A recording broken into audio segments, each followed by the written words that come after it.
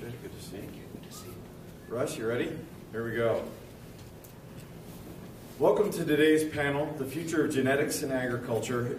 It's part of the Agrifood Conversations series brought to you by iSelect Fund, the Van Trump Report, and the Yield Lab. Agrifood Conversations is a weekly webinar series all about driving agricultural innovation. Each month we highlight a specific topic featuring emerging topics such as soil health, plant genetics, vertical farming, and aquaculture, to name just a few. Today we're excited to be here at Venture Cafe with our expert panelists, Ganesh Kishore, Sharon Berberich, Natalie DiNicola, and Todd Mockler, to discuss the future of genetics and agriculture. A few process comments before we get started. We at iSelect Fund are not soliciting investment as part of today. This panel is to provide information about the future of genetics and agriculture while highlighting some of the companies and technologies in this field. We will have a few minutes for questions at the end of the presentation. If you join via the live stream, please use the link in the reminder email you received to send in questions. You can also use Twitter at iSelectFund, or there is a option inside of YouTube on the live panel, the live stream, to submit questions as well. And we will just read them out here in the audience. For the audience, if you could wait to ask questions at the end of the panel, that would be appreciated. With that, I am pleased to introduce our panelists. Sitting to my left is Dr. Ganesh Kishore. He has a distinguished track record of accomplishments in biotechnology, research development, and in business. After receiving a PhD in biochemistry from the Indian Institute of Science, Dr. Kishore received postdoctoral training in chemistry and biology at the University of Texas at Austin. He then joined Monsanto, where he made contributions to the discovery of Roundup Ready technology and the synthesis of aspartame, and served ultimately as the president of Monsanto's nutrition and consumer sector. During his tenure at Monsanto, he was named a Distinguished Science Fellow and won the prestigious Queenie Award. He then joined DuPont as the Chief Technology Officer of Agriculture and Nutrition, and retired from DuPont as the Chief Biotechnology Officer to join the Malaysian Life Science Capital Fund as CEO, and later co-founded Spruce Capital Partners. Next to Kish is Sharon Berg. Sharon is the CEO of Plastomics, has more than 25 years of experience in agriculture, biotechnology, and crop protection. Throughout her career with such distinguished companies as Dow AgroScience, Monsanto, and the Danforth Plant Science Center, she has done it all, from executive leadership positions in product and business development, licensing, venture capital investment, R&D, regulatory, and as an executive leader in several business units. She holds a BS from the University of Missouri in agriculture and biochemistry. To her left is Dr. Natalie DiNicola. She has over 20 years of experience in the agri-food industry and a decade of experience in sustainability and agriculture development. Through her company, DiNicola LLC, she currently consults for established and emerging companies and public institutions across the food and agricultural value chain. Natalie worked for Monsanto in a variety of roles, including business technology, regulatory affairs, and corporate engagement. She served as Chief Sustainability Officer and led strategy and execution of all sustainability efforts to achieve business goals, including environmental sustainability, food and nutrition security, farmer livelihoods, and sustainability reporting. She also serves on the leadership board of the Danforth Plant Science Center and received her BH in biology from St. Mary's College and PhD in environmental toxicology from the University of Wisconsin-Madison. Last but not least is Todd Mockler. Todd is a recognized expert in functional genomics, bioinformatics, and plant systems biology, and is focused on accelerating discovery and development by more accurately predicting plant performance. He has built capabilities and tool sets that manipulate gene regulation and enable the study of cascades of omics data in a synthesized manner, and uses a range of environmental conditions to improve predictive outputs. Todd is the co-founder and Chief Technology Officer of Benson Hill Biosystems, a leading plant genetics startup, And Todd joined the Danforth Plant Science Center in 2011, where he currently also maintains his role as a faculty member. Todd has a PhD in molecular biology from the University of California, Los Angeles, and a BA in molecular biology from Wesleyan in Connecticut. So I am going to start with Todd. Todd, today I think there's a lot of misunderstanding around plant genetics from outside the industry. And we, whether in the audience or live streaming, I think we have a fairly broad audience of both people in the financial services sector, in farming and agriculture, as well as some of the general public. Can you please give us a little bit of detail about the various techniques that are used today in plant genetics and what people generally talk about or think about when they consider plant genetics? Yeah, sure. I'm not sure how close I have to talk to the mic. Flip the switch. Flip the switch. It's on. Okay. All right. So most fundamentally, a crop improvement or plant improvement begins with breeding. So, and breeding, people have been doing breeding for thousands of years, and it's a very traditional practice. Mostly traditional breeding involves phenotypic selection, so selecting varieties based on their appearance or other traits like yield, disease resistance, and so on. That's still kind of the underpinning of crop improvement. In most crops, there are breeding programs, either in industry or academia, or in nonprofits and NGOs. So breeding is the fundamental technology for improving crops. That can be bolstered or improved or accelerated using molecular technologies, ranging from handfuls of molecular markers to technologies like what's called genomic selection, where you're selecting on thousands of DNA markers or polymorphisms in a genome simultaneously. So those are all just breeding technologies that don't really involve kind of the GM technologies that scare a lot of people. Genetic modification in crop plants has been done for decades at this point. It's a very well-developed technology in certain crops, like a lot of row crops, like say corn and soy, for example. And that can involve introducing foreign genes, moving plant genes from one crop to another, and so on. That's a technology that you could think of as being more precise than breeding, really, because you can introduce a desired trait through a single gene if you want to. That can be very effective. And now what's been kind of the rage and picked up in the popular media a lot in the last few years has been this wave of new so-called genome editing technologies that allow much more. So, for example, Cas9, which a lot of people probably have heard of, that allow very precise modifications to a genome. With all of these improvement technologies, the real challenge, in my opinion, is still knowing what to modify, what to edit. You can have fantastic, an entire palette of genome editing technologies that are really sexy and have tremendous potential, but you have to know what gene you want to change or what mutation you want to introduce, and that's the hard part. Fantastic, thank you. Natalie, can you help us understand the consumer perspective? There's I think a lot of confusion around when people think about plants and genetics. What are the consumers thinking about it? Where are the misunderstandings, and how should they think about plant genetics? Okay, thanks for the chance for being here. Can you guys hear me okay? It's okay? It's on. Is it on? Okay. Well, I don't think consumers actually think about the words plants and genetics together very much at all.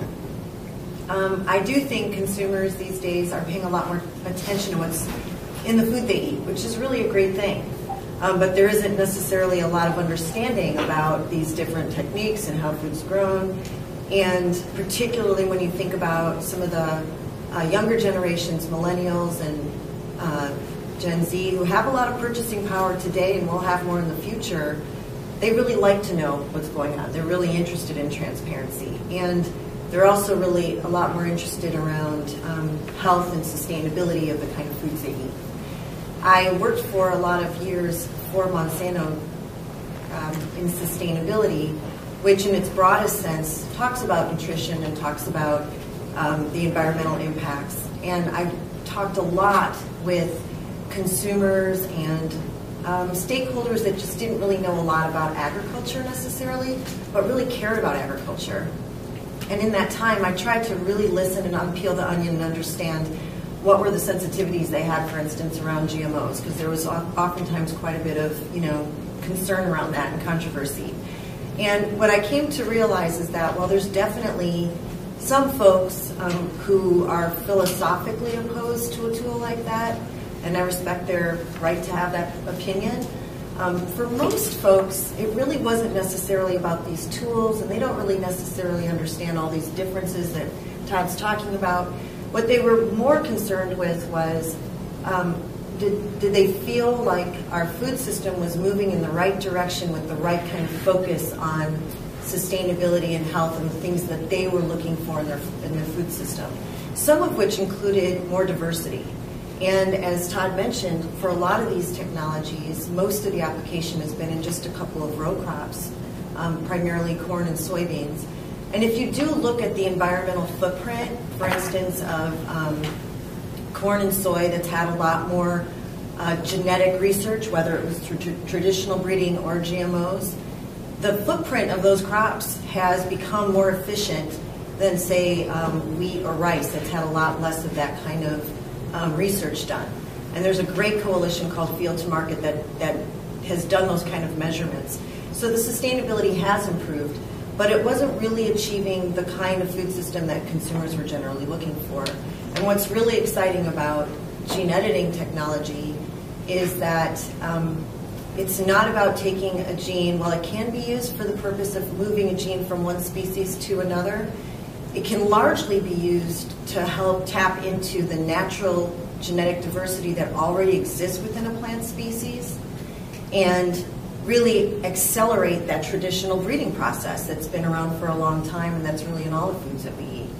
And the natural genetic diversity of plants is really, really untapped. There's about 30,000 edible plant species on the planet, and our current food system uses about 30, and most of the genetic research has been done in just about 3.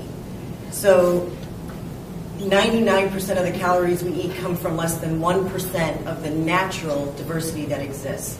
So as you have consumers that want more natural, want more clean labels, want less of things like pesticides or fertilizer, gene editing actually can open up new opportunities for a lot more crops. It's a lot more precise and costs less money to do.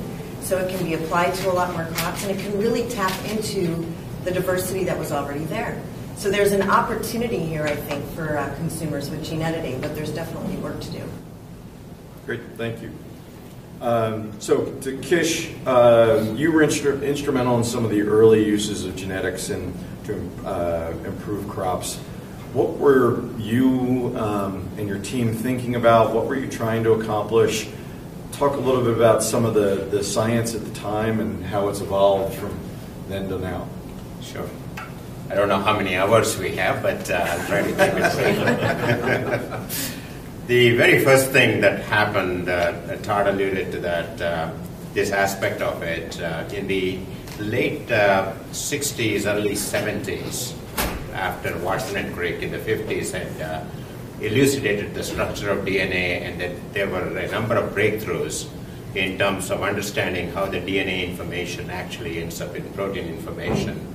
One of the major breakthroughs was our ability to cut DNA very precisely and then to paste that DNA into what are called plasmids that occurred in bacteria.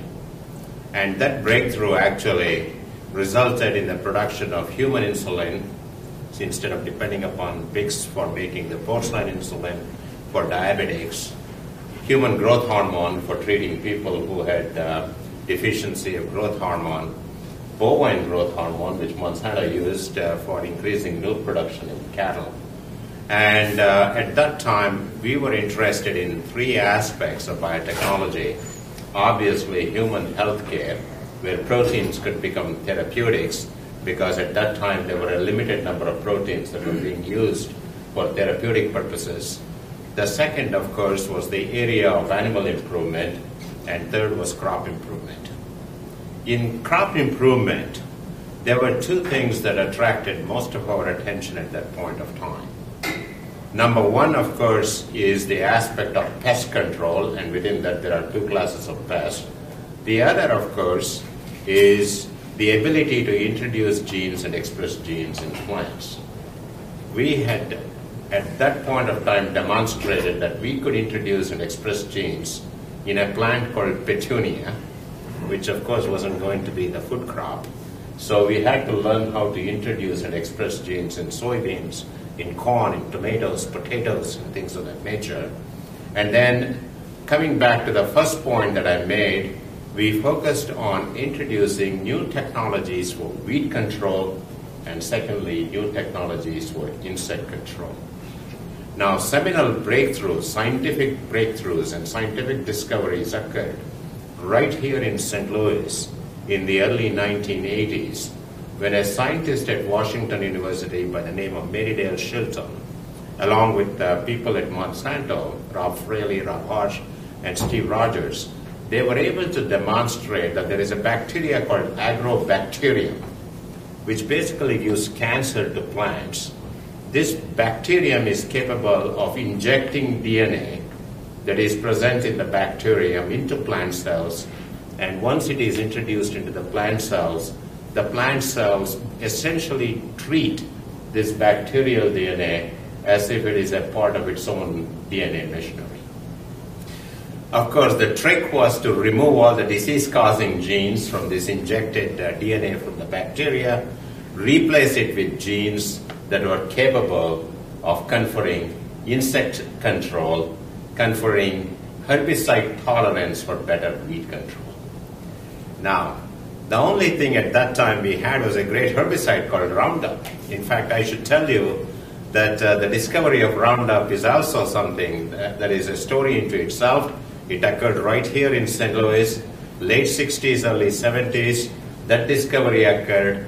A scientist by the name of John Franz in Monsanto discovered that there was a molecule called glyphosate, which could kill everything that was green. All plants essentially were killed by this particular herbicide. The first reaction of the business people was, why do I need a molecule that kills everything? I want to kill only weeds in the case of corn, weeds in the case of soybean, weeds in the case of cotton, etc.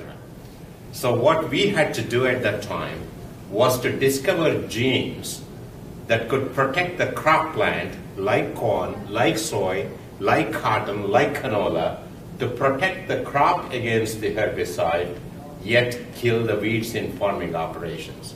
The reason why Roundup Ready, as it is called in commercial terminology today, trademark of Monsanto, has been phenomenally successful is because it not only allowed for better weed control, but it permitted new types of cultivation in agriculture.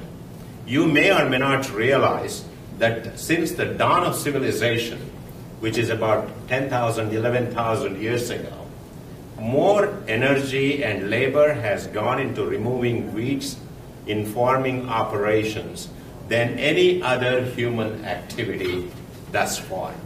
So single largest event.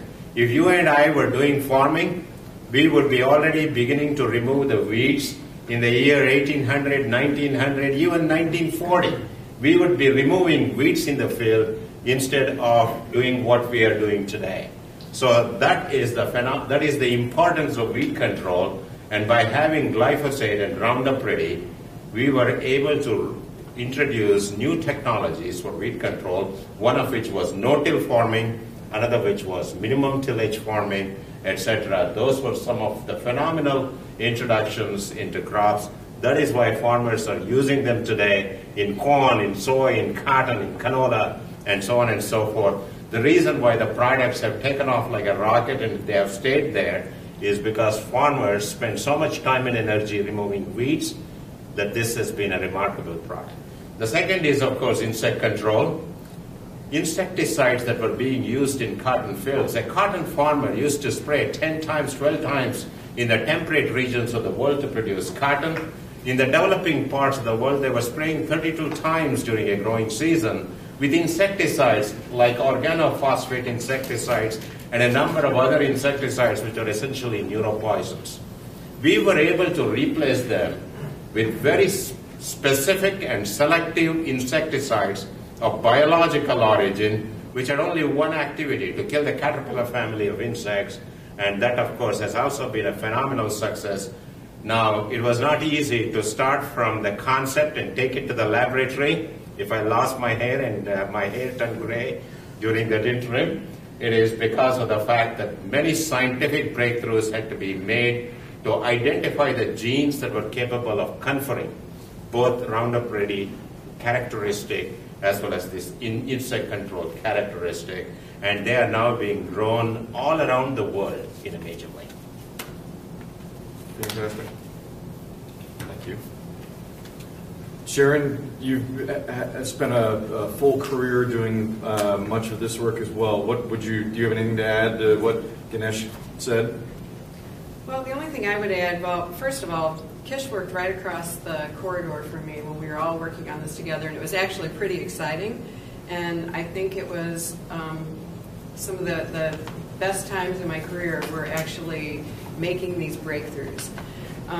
What I want to say is, looking back and seeing where even just the basic genetic engineering has gone, it has changed so much in the past 20 years. Actually, I don't know how many of you know this, but the biotechnology crops that were first commercialized had their 20-year anniversary last year. 20 years. And the technology that was developed to create those crops is now about 30 years old.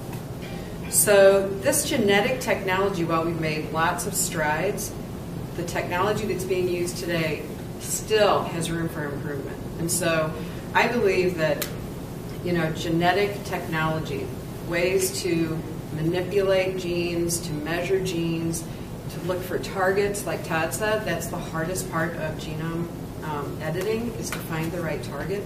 I think this is a huge area where we're going to have breakthroughs. And one of the biggest breakthroughs that ever happened in this area that allowed us to make more breakthroughs was being able to sequence DNA.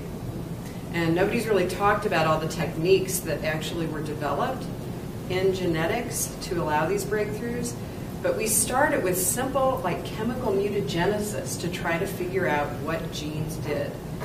We would cross different plants and look at what happened to see what genes were. So people observed traits, okay, eye color, pea color, the stature of a plant, in order to discover what genetics really were. And then it got to the molecular level, and that happened, as Kish said, in the 1970s. But in the 1990s is when things really took off.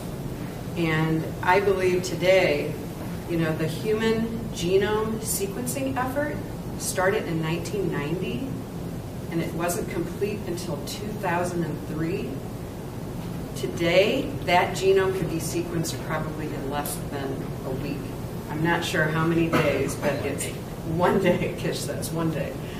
So I think genetics really is the basis of the global economy and global activities in biotechnology, not only in plants, but also in human biotechnology, plant biotechnology, or animal biotechnology. And I think we're going to see, with the advent of CRISPR and other gene editing technologies, I think we're going to see a whole other way of new technological breakthroughs. Sharon made a lot of interesting observations. Let me just build on a couple of points. DNA reading, writing, and editing is actually the future of biology. The reason why I say that is because we now have the ability to synthesize DNA, to read DNA. In fact, I wouldn't be surprised if, just like you all are walking around with portable smartphones, portable computers and smartphones, we will be walking around tomorrow with a capability called DNA sequencing, which is basically DNA reading. And there are machines that are being built now, which means that we should be able to monitor in this environment if there are good bacteria, good viruses, bad viruses, etc. That's just the environmental aspect of it. The food that we eat, how much of a load there is in terms of good bacteria versus bad bacteria, good fungi versus bad fungi. Similarly, in terms of our own genetic makeup, and the genetic makeup is not constant; it keeps changing. So if we have mutations, it can lead to cancer. If we have mutations, it can lead to aging, all kinds of aging processes, cancer, and so forth. Yeah, that's another benefit. And diseases that we acquire, especially the infectious diseases, so that also can be very easily determined. So this notion of DNA reading, writing, and editing, especially at a single cell level, this is the power of biology that is being unleashed as we speak. And that's a capability which every one of you will likely acquire in the not too distant future. And you do not have to be skilled in terms of reading, writing, and editing DNA, because the software will do it for you. Great, thank you for that both historical perspective and a little bit of a look into the future. As we continue to look into the future, Todd, can you talk a little bit about CRISPR and some of its applications, and perhaps what the future bring or will look like with CRISPR? You know, if the past was on an insect and herbicide resistance, are we going to focus more on nutrition and some other aspects of going forward? Yeah, that's a great question. So this is, of course, just my opinion, but as somebody working in the field and seeing the rapid evolution of the genome editing technologies, so in just a few years we've gone from, well, there were a host of older technologies like zinc fingers and meganucleases, but the Cas9-based genome editing systems, and then CPF1, and now the CMS1 technology that Benson Hill has commercialized recently. Those are all really exciting and offer the ability to introduce different kinds of edits. So ranging from single base changes to deletions, insertions of novel sequences, gene replacements, even the ability to manipulate gene expression, rather so like the transcription and translation of genes rather than the genomic or the sequence itself. So there's a lot of capabilities there. As you mentioned, most of the traits to date that have been commercialized, the GM traits, fall into just a couple of categories, so herbicide tolerance and insect resistance. What I think will happen, and Natalie alluded to this, is we'll see rapid deployment of these editing technologies in many crop species. So things that people might think of as boutique or small volume, high value crops, specialty crops, and so on, not just the massive acreage row crops like corn and soy. We'll see the technologies deployed for other kinds of traits like nutritional quality traits, sustainability traits, things like improving flavor. So there are things that I never really think about, but for example, in various greens like lettuce, bitterness is a huge issue from a human consumer perspective, and these technologies will allow us to modify the flavor profile of various crops.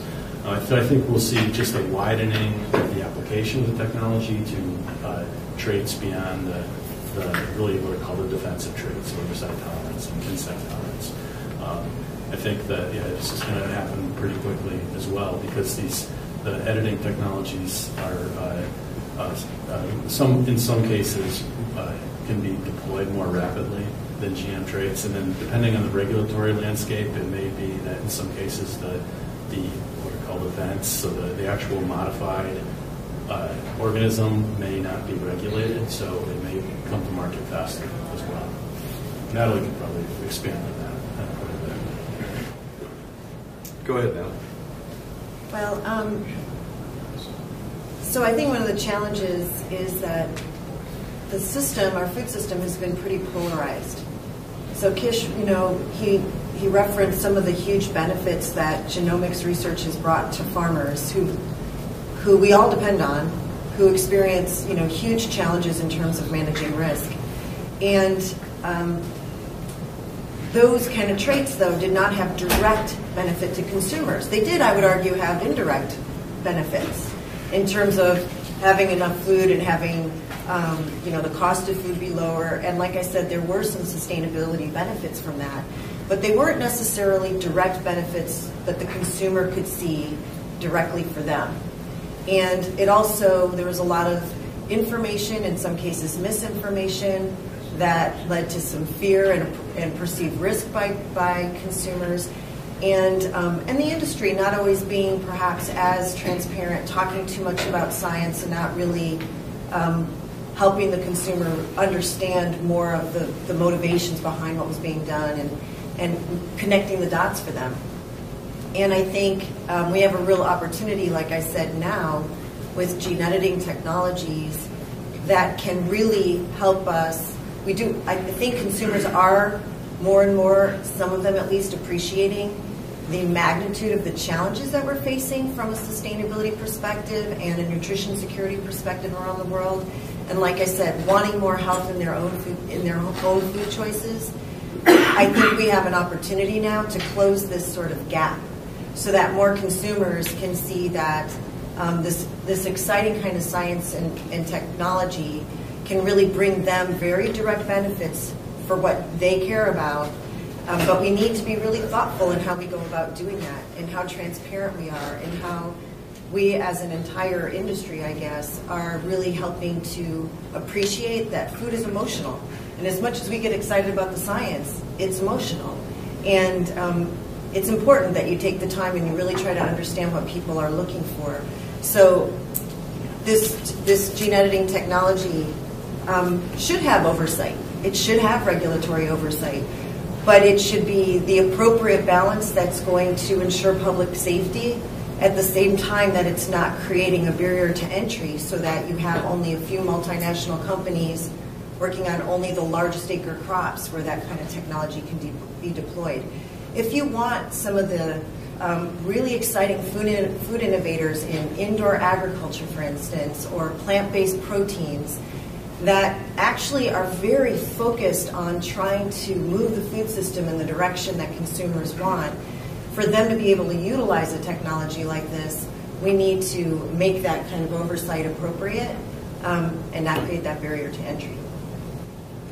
Todd, real quick, as the technology advances in these next generation of benefits, what's this doing to condense the time cycle in terms of development? How much faster are we able to innovate and move forward? That's a tough one to quantify. I mean, the technology certainly accelerates the process, and some of the gains may come on the regulatory side, but with a more straightforward regulatory path or deregulation path. But just in terms of the science of introducing a trait, it could be a mutation or a second copy of a gene or so on. That process and then the downstream screening for the efficacy is that part actually the screening is probably about the same. But in terms of the experimentation to generate the modified or engineered organism that you're going to test, that process is just faster. But you can't really say 3 times faster or 30% faster. It's going to vary depending on the trait. But there's definitely an acceleration to be had. But is it fair, do you think, Todd, to say that whereas traditional breeding was really too long for a food company's general product development cycle, gene editing shortens that to where there's the potential for it to be used more in the food system that way? Certainly, if you compare breeding with gene editing is going to be much faster. But you still have the challenge of knowing what to modify. I was really the comparison I was making was more to traditional GMO type crop development, where genome editing may be faster, but it's not going to be like a order of magnitude faster. Great, thank you.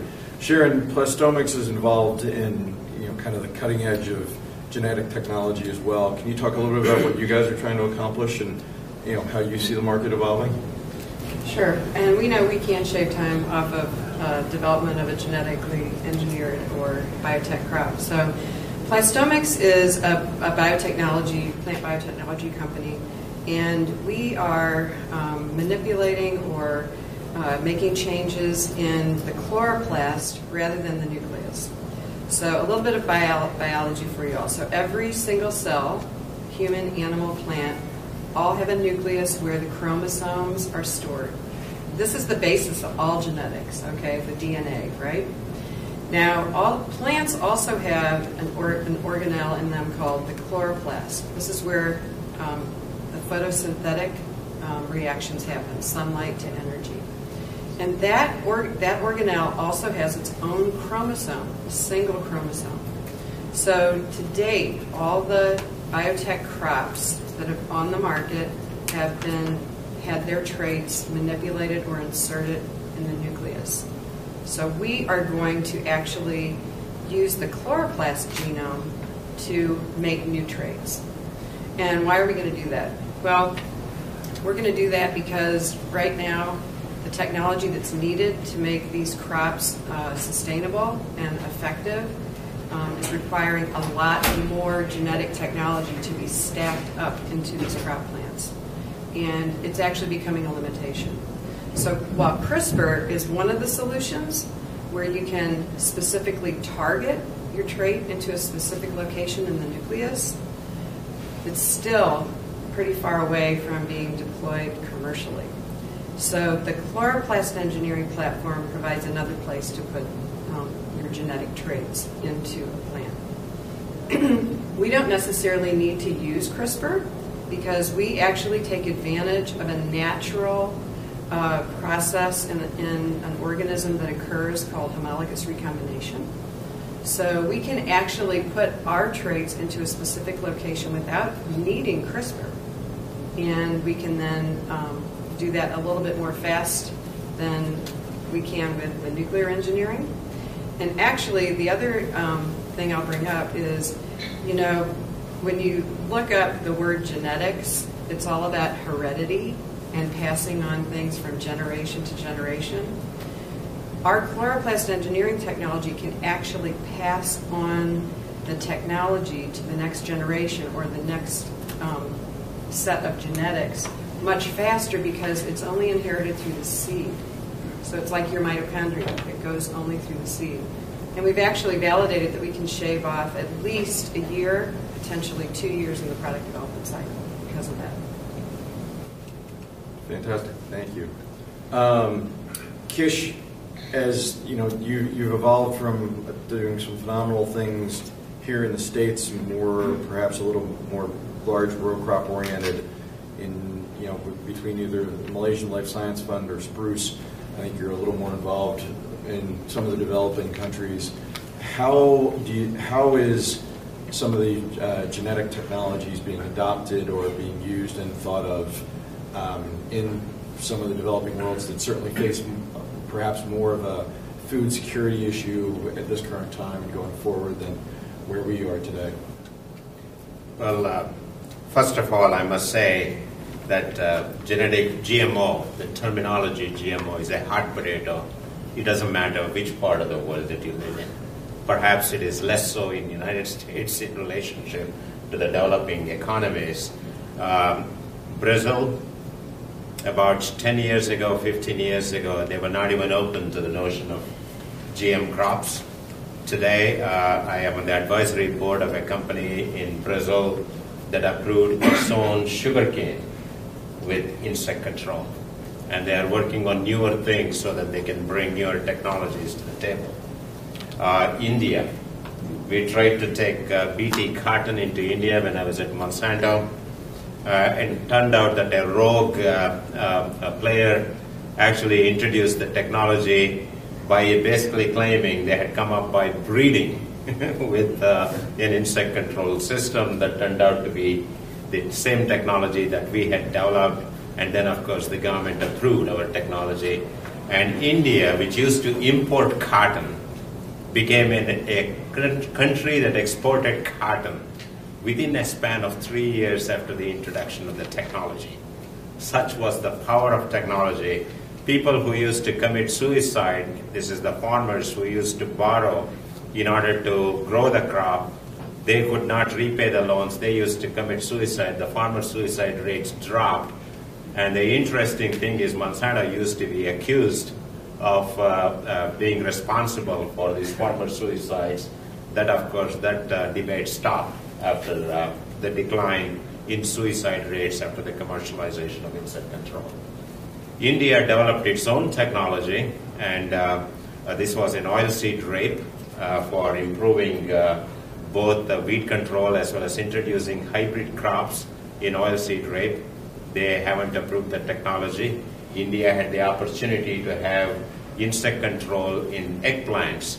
A farmer who grows eggplants in India sprays about 32 times with poisonous insecticides, yet the public did not want to have the insect-controlled eggplant in the market. Bangladesh, on the other hand, has approved it. Philippines is now growing a fair amount of corn that has this technology. China, where one person can probably make the decision, or so we think, has been experimenting with the BT rice, that is insect control in rice, now for about 15 years. It has been tested to the tune of about 1 million acres for a number of years. It has never been commercialized. So the terminology of GMO is a hot potato and it needs work. I should describe to you a story. In 1992, we conducted a survey in Germany. My friends from Germany used to pride themselves in the fact that the German society is a very literate society, and they said we should run this survey to find out how accepting the people are of these technologies. So we ran a survey where the first question was, would you consider eating tomatoes which have foreign genes? 92% of the respondents said absolutely not. And then the next question was, would you consider eating tomatoes with genes in them? Not foreign, but genes in them. 90% of the respondents said no way. And then we asked the question, would you consider eating tomatoes with DNA in them? 95% of the audience said no way. So that tells you where the audience is in terms of understanding this science and therefore the understanding of the term GMO. I'm actually shocked that even today, if you go and poll in the United States, forget about the developing economies, if you go and poll in the United States across the country, I would be surprised if 35% of the population knows what GMO stands for. That is the level of competence that we have in terms of understanding when people are making decisions. In fact, I have met people who have told me on my face that they don't know what GMO is, but they don't want it. So such is the level, and we have a lot of work to do if we have to see the fruits of this effort and technology see the light of the day. Nobody has talked about climate change here in this group, but I must tell you, there are many, many regions of the developing economies where climate change has already had an effect. Bangladesh is ground zero for flooding. The country is underwater. Villages after villages are going underwater. In fact, where people used to walk on the land, they take boats now to send their kids to school. Cape Town, if you are following history, that's the exact opposite. That city doesn't have water supply for more than 13, 14 days. So we have to deal with these extremes that are going to come. And I was touring a city called Amritsar in Punjab, and from there I went to a city called Jaisalmer, which is on the border with Pakistan, just about a couple of months ago. It's a desert in India. And they tell me it rains in this desert now, and they don't know how to deal with the rainfall. So there are opportunities to bring new technologies into agriculture, because this not only has these variations in terms of water, availability either plenty or not enough of it, temperatures, too much of it or too little of it, and similarly pest pressures. Pests that only used to occur in the tropics are going to be seen in the temperature regions and vice versa. So we have to deal with agriculture that is changing, and as the economies of these countries grow, as China becomes a major number one economy, as India actually becomes a number 2 or number 3 economy, this means that people are going to consume a lot more food than we know of, and we do not have any technologies to take care of that. Forget about monoculture, polyculture, and all that kind of stuff. Those are nice debates to have, but in order to nourish the planet and nourish the human beings, we need new technologies. And I only hope these technologies of editing and introduction of GM technologies, all of those, they continue to coexist, because this is like asking the question, do I use a screw or do I use a bolt? You have to use a screw where you have to use the screw, you have to use a bolt where you have to use them. There is no way we can control insects with the genes that can be edited from the crop. Hopefully we'll get there one day, but right now we do not know how to do that. So if we need to exist to a point where we can actually do these things better, we have to deploy these technologies. So that's a very long-winded answer to your simple question. Developing economies as well as developed economies, the issue remains the same. Developing economies have a need. They haven't understood the need. They do not want to be engaged in the politics of that need. And the net result of that is, on a global basis, we are at the same point. Can I just add a little Sure. to that? Because I did a lot of work in Africa and Southern Asia in my career, and completely agree with what you're saying. One of the things I think is really interesting for us to realize, here in the U.S., only about 2% of our population is directly involved in food production. But in some of these countries, it's 80% of the population.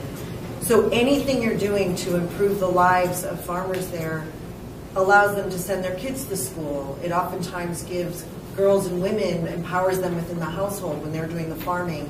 There's other benefits that come from that. And the other thing to keep in mind is, for many of these countries, these staple crops, that's what they have to eat that day. Maybe they're completely dependent on rice. And you really don't want a situation where they have to choose between an agronomic trait that's going to help the farmer be able to grow enough, and a biofortification trait where you're actually able to address a nutrient deficiency within that crop, when it's the easiest way compared to some other ways of trying to address that efficiency. And with some of these technologies, you could actually try to address those kind of goals simultaneously, which could have a big impact. But one of the things I think is important to realize is that even folks who are critical of technologies like GMOs, they often have a lot of the same values. They care about people in those parts of the world. They have different opinions about how to solve the problem. And so one of the things that's important for us, and maybe hard for some of us on the panel because we're scientists, is that the best way to engage consumers is really to talk first about values that you share. That's how you're going to start to earn trust before you move into this high-tech science conversation. That's something I think that some of the, as we look to the future, I think the industry today and a lot of these new food innovators we're talking about, they're not necessarily organic, but they're also not the multinational just working on a couple row crops.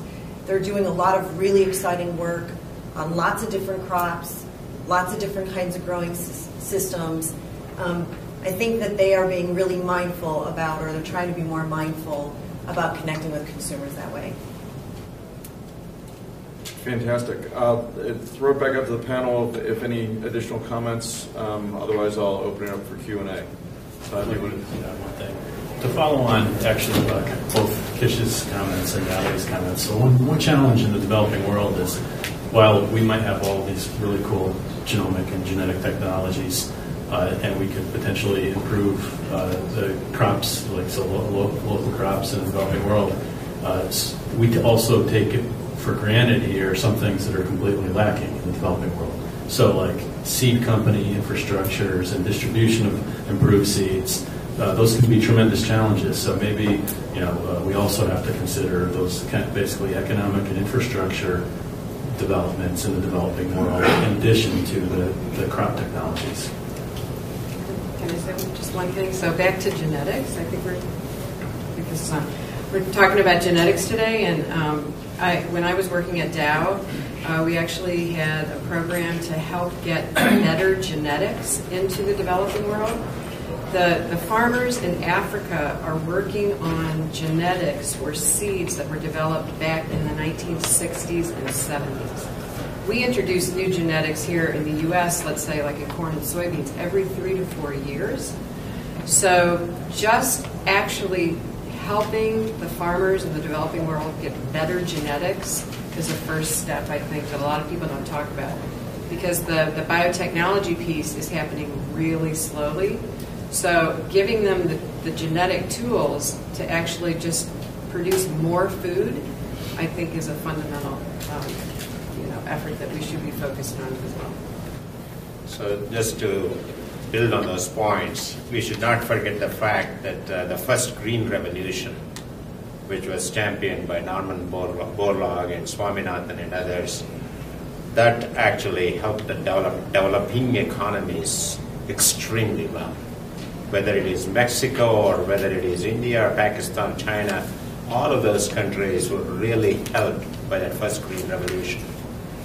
Africa was actually not touched by that first green revolution. Africa grows not only rice but also plenty of maize and sorghum and a number of other crops. In fact, many of the African countries do not even have hybrid maize, just to build on the point that was made by Sharon. Infrastructure is what actually has helped most of the countries in Asia and South America get to the point that they have gotten to. India would not have been feeding its billion-plus population today, but for the fact it has the infrastructure that allows it to take the goods and services from the rural population to the rest of the urban regions and the entire country. If you look at countries in Africa, that infrastructure is missing. As we enable the growers to have better quality seed, better quality inputs, and also have more free time to do other activities, it is equally important that infrastructure is provided for, otherwise it becomes a losing economic proposition for the grower. So this is an absolutely important thing, and we should also not forget the fact that there are other uses for these materials beyond food. Certainly the notion of feed is well done, but bioeconomy is an emerging economy where we can also make materials. Our society is evolved by making food, feed, fiber, pharmaceuticals. Our own treatment for our botanicals they were derived from what people were able to cultivate. So every aspect of human activity today can be met by plants, and we need to make sure that if we have to build a sustainable society, these opportunities take roots. Cotton is a great example of a fiber crop. Jute, many of you may not even know what jute is. Jute is an excellent example of a fiber crop, just like hemp in this part of the world. But there are a number of other fiber crops. The objective of making even polymers like polyethylene, polypropylene based on plant materials, this is a very doable thing. And if we have to make fossil fuels a part of our history books, I think it is important that we develop these technologies. Photosynthesis, only about 2% of the incident light is converted into chemical energy in that process. If we can take it from 2% to 4%, and we can double the amount of food that is produced on every acre that is in production already, it can actually fuel the world in a major way. And it is a recyclable system. Nitrogen fixation, this plastic engineering, that Plastomics capability, that's going to be so fundamental. If we have to use light energy to fix that nitrogen, that's the kind of technology we need.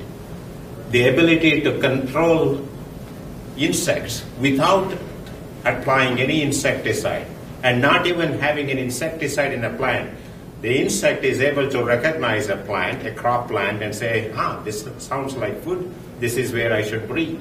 But you can prevent that by actually affecting the signals that a plant puts out.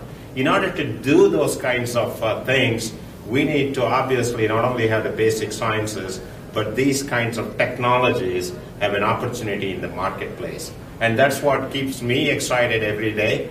That's what excites our investors in terms of putting money into these opportunities. And I hope we all will get to see that opportunity in the not too distant future. Great, fantastic. So I'm going to open it up for questions. I'll take the first one from our YouTube audience, and then if anybody else has one in the general audience, please raise your hand. But the first question is, Todd, I'll direct it at you. It asks, do you think that the biggest impact of genome editing on seed development timelines are in vastly increased speed and reduced risks of commercialization and the breadth of crop species applications? On the first part of the question, I'm going to pass, and maybe somebody else can answer that. I mean, I think there's just so many variables that affect the speed of development for an edited crop. It's going to really depend on what the nature of the edit is, the technology that you're using. And now there's a host of different editing technologies. Certainly on the latter point, it's going to enable the deployment of this technology way beyond the top 4 crops that have been affected so far. So I think in vegetable crops, crops like sorghum, for example, where so far there's been no GM deployment whatsoever. So we'll see it really, maybe it's not the best word, but democratize the crop improvement across species. Great, thank you. Does anybody from the audience have a... Can I just add something? Sure. I think this was the point that Natalie made about how restricted the gene pool is that we have today. Even if you take a crop like tomato actually used to be a wild poisonous plant for humans until about 1600 something. And then people bred the toxins out. And then, of course, Italians used it in all kinds of dishes. And today, every part of the world, from Peru, which is where the crop originated from, all the way to Australia, North America, everybody eats tomatoes. Now, that germplasm that we have used is about 2% of the germplasm that is available in tomatoes to breed tomatoes. The earliest of the tomatoes used to be smaller than the cherry tomato that you buy in the supermarket. Those of you who have the Beefmaster tomatoes, you know how big that is. By combining some of the genes that are present in wild relatives and making sure that the toxin is not brought into the crop readily, or by using editing technologies for improved activities that are present in these wild relatives, whether it is related to drought tolerance or whether it is related to insect control, whether it is related to flavor attributes, all of that can be actually accomplished, and 100% of the germplasm can be opened up for investigations. And that's what this editing technology and new screening technologies that Todd alluded to opens up, which also means that there are new opportunities for seed companies to go about the process of breeding much differently. One last point I'll make is DNA breeding is actually DNA assembly. It is nothing but DNA assembly. And people used to assemble the genes in the chromosomes in a particular order based upon the characteristics of the plant. And the DNA assembly technology is becoming more and more refined. How you assemble the DNA or how you edit the DNA, this is where the renaissance in science is occurring at this point. Fantastic, thank you. Yes, in the audience. So I have a question, and it's about consumer acceptance. So if myself as a consumer, if I'm able to use some of these technologies, for example, to save a loved one who's ill in hospital, or to prevent transmitting germline defects to my children, I have a very favorable outlook on the use of technologies to do those types of things. On the other point, in the other court, if I'm thinking about using the technologies, as we said, that essentially benefit farmers, I don't see the value there as a consumer. So apart from having people starve and seeing the value by not starving, which is not somewhere that we want to go, what is the panel's opinion in terms of what it's actually going to take for consumers to have a really positive value risk assessment of these fantastic technologies and get us over that impediment. Go ahead. Okay, that's a great question. Well, one of the things I think it can do is, in addition to helping us improve and diversify the crop choices that are going into our food system, which is significant. Ancient grains, plant-based proteins, those are real benefits in themselves and new choices for consumers that these can help make possible. It can have very direct things like managing diseases so you have less use of pesticides, which is something that a lot of consumers are looking for. Some folks say they can remove allergens from certain foods, as another example. There's a great example would be there's a certain, in quinoa, an ancient grain folks are really interested in, has a lot of nutritional benefits. It's also got a really great sustainability profile. It has a metabolite in it naturally that causes bitterness. And right now the process to get rid of that metabolite is really water intensive. So it reduces the sustainability benefits of the crop because you just used a lot of water to get rid of this metabolite. And it washes some of the nutrients out. With gene editing, you can actually knock that metabolite out. And you don't have to go through those processes. And it actually improved that ancient grain as an example. But those are just some of the examples of kinds of benefits that I think. What I get really excited about, food waste is another one. So when we think about sustainability, when we think about food security, it's not just about producing more of things, it's also about wasting less. And there's a lot that can be done with gene editing to decrease browning, to decrease post-harvest loss and things like that. So I get pretty excited about the diversity of crops people are looking for, optimizing different kinds of growing systems like indoor agriculture. And I get excited about the plant-based proteins as another alternative as well. Those are whole different kinds of movements and choices for consumers that this technology can help catalyze them moving forward, address some of their needs. So to add something, I think on the consumer side, it'll be as simple as things like you have a genome-edited strawberry, and it's the best strawberry you've ever had in your entire life. Yeah, that one too tastes. It's like, yes, I'm going to eat a lot of these. I think there'll be things like that. I think the very big idea or the concept that has not taken root at this point of time is that food is also a part of medicine.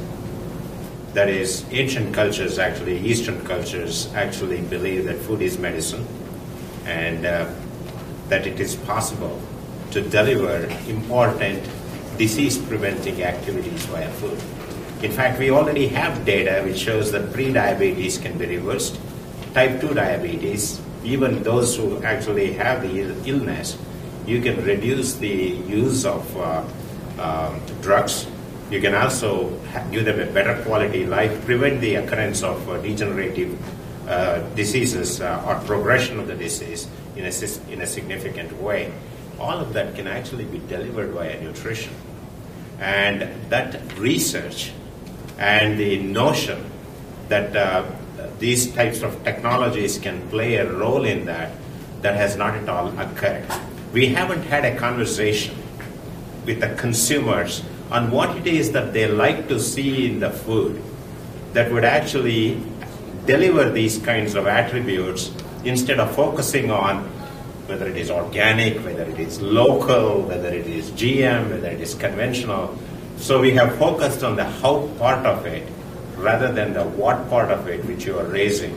And I think it is that what conversation that is missing in terms of how to best deploy our knowledge today to make the society better, to make individuals better, that is missing in the equation. So to me, that's a dialogue that should occur at this point of time, and we should invest in the underlying epidemiological science and also the preventative aspects of it, because our regulations basically say, if you come up with a food that cures, treats, mitigates, or diagnoses the condition of a disease, it's a drug.